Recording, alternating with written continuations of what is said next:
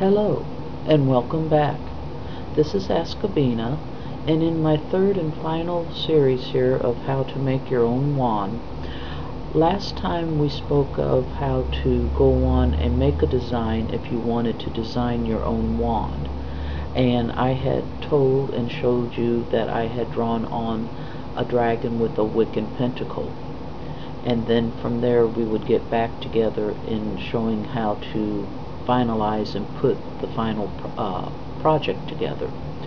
Well, I had thought about trying to do it in a little more segments, but time just unfortunately didn't allow for that. But I do have my wand completed and available to show to you now. The wand is here, and this is hemp cord that I wanted to decorate it with, so that when you hold it, your energies and time will begin to build if you're a first timer in coming into the Wiccan faith.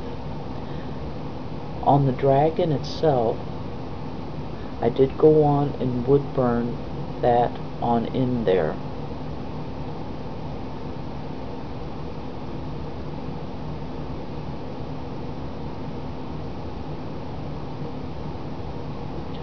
And then to the top of it, I had taken and carved out some of the wood at the very top of it, but then I filled it with some other colored hemp cord, basically about the same as to what was down below, and I filled it in with some little fluorite gemstone chips, and then just used these colors minus the gold color to go on and to kind of highlight the colors of fluorite, since it's kind of blue and purple and pinks in there.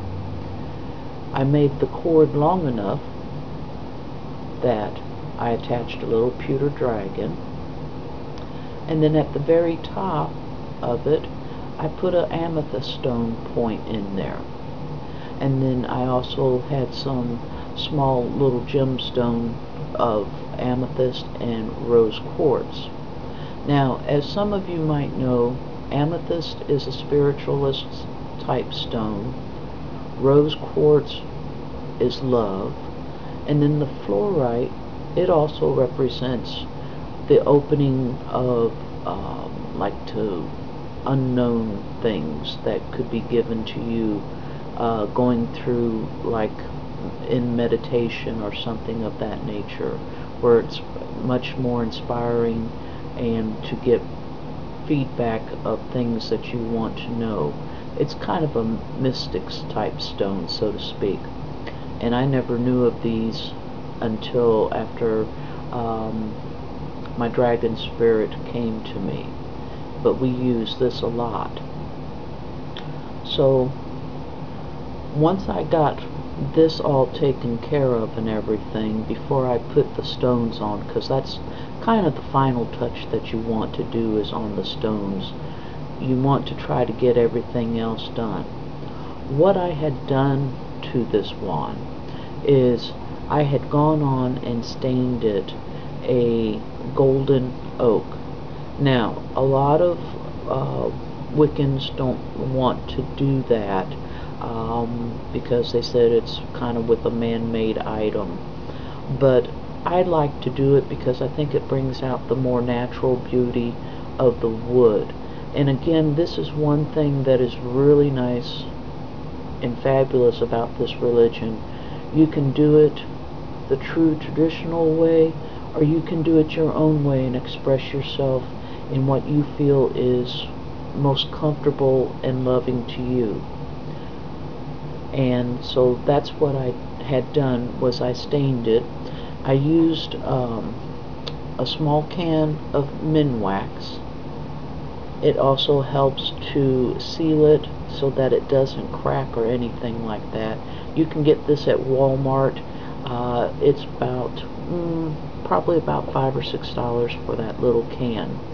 And when you stain, if you decide to do that, you want to go in a direction like this, and you want to let it dry completely before you add another coat to it.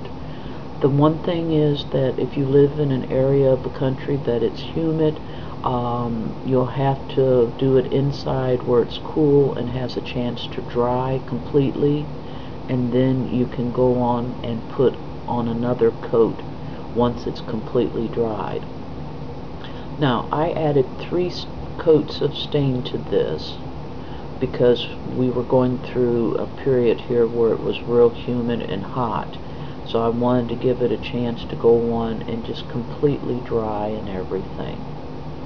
When I got finished with that, and before I added my stones to the top and to the top part and the crown, I also bought a small bottle of beeswax and orange oil that you can buy, and the name of this is Howard's Feed and Wax.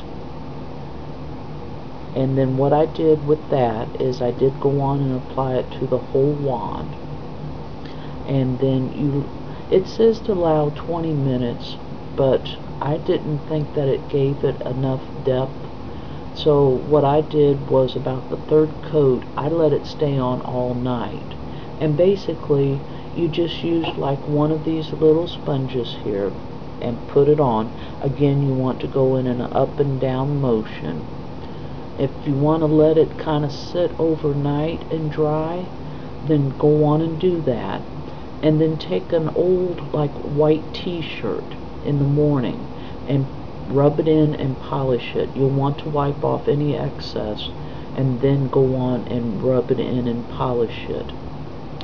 And this then would be ready to be used for your ritual, whatever it may be. And you want to go through and consecrate it. Some people do go on and give their wands names, which is a personal thing and makes it a more meaningful, closer bonding type relationship when you're working with Mother Nature's item that you found and with the universal energy. Now, the other thing is, I had thought about keeping this wand, but after much deliberation, I've decided that I'm going to let one lucky winner have this wand, and I have put on my website the rules to this giveaway. This is what you would receive. The only thing is that if you're truly interested in entering this, to help defer just a little cost, I am going to charge a $5 shipping fee, and it is valid to USA residents only. If you're interested in contacting me and entering this contest, you can go to http://